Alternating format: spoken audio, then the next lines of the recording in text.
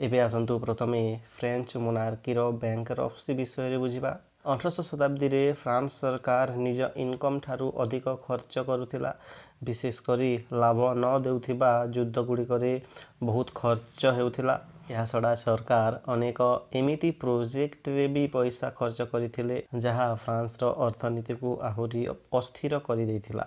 ତୁମେମାନେ ଜାଣିଛ ଯେ ଯଦି ଇନକମ୍ କମ୍ ହୁଏ ଓ ଖର୍ଚ୍ଚ ବଢ଼ି ଚାଲେ ତେବେ ଋଣ ନେବାକୁ ପଡ଼େ। ଫ୍ରାନ୍ସ ସରକାର ମଧ୍ୟ ସେହି କାମ କଲା। ଫାଇନାନ୍ସିଆଲ ଷ୍ଟାବିଲିଟି ବଜାୟ ରଖିବା ପାଇଁ ସରକାର ଉଚ୍ଚ ସୁଧରେ ବା ହାଇ ଇଣ୍ଟରେଷ୍ଟରେ ପବ୍ଲିକ୍ ଲୋନ୍ ନେବା ଆରମ୍ଭ କଲା। ଏତିକି ନୁହେଁ, ଫରାସୀ ରାଜାମାନେ ଅନେକ ସମୟରେ ନୋବିଲିଟିର ଟାଇଟେଲ୍ ଓ ପ୍ରିଭିଲେଜକୁ ମଧ୍ୟ ବିକ୍ରି କରୁଥିଲେ। କିନ୍ତୁ ଏଥିରୁ କୌଣସି ସ୍ଥାୟୀ ସମାଧାନ ମିଳିଲା ନାହିଁ, କାରଣ ଯେଉଁମାନେ ଟାଇଟେଲ୍ କିଣୁଥିଲେ ସେମାନେ ଟ୍ୟାକ୍ସରୁ ମୁକ୍ତ ହୋଇଯାଉଥିଲେ। ସେମାନେ ଆଉ ଟ୍ୟାକ୍ସ ଦେଉନଥିଲେ। ସାଙ୍ଗମାନେ ମୋତେ କୁହନ୍ତୁ ଯେ ଯେଉଁମାନେ ନୋବିଲିଟିର ଟାଇଟେଲ୍ ଓ ପ୍ରିଭିଲେଜ୍ କିଣୁଥିଲେ ସେମାନଙ୍କୁ କ'ଣ କୁହାଯାଉଥିଲା? କମେଣ୍ଟ କରନ୍ତୁ। ଏବେ ଫିଗର ଉପରେ ବି ଟିକିଏ ଧ୍ୟାନ ଦିଅ, କାରଣ ଏଗୁଡ଼ିକ ପରୀକ୍ଷା ପାଇଁ ଇମ୍ପୋର୍ଟାଣ୍ଟ ହୋଇପାରେ। 1788 ମସିହାରେ ଫ୍ରାନ୍ସ ସରକାରଙ୍କ ମୋଟ ଖର୍ଚ୍ଚ 630 ମିଲିୟନ ଲିଭରେଜ୍ ଥିଲା।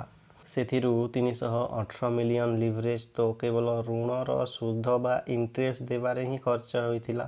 ଅର୍ଥାତ୍ ସରକାରଙ୍କ ଇନକମ୍ର ବହୁତ ବଡ଼ ଅଂଶ କେବଳ ସୁଧ ଦେବାରେ ଶେଷ ହୋଇଯାଉଥିଲା।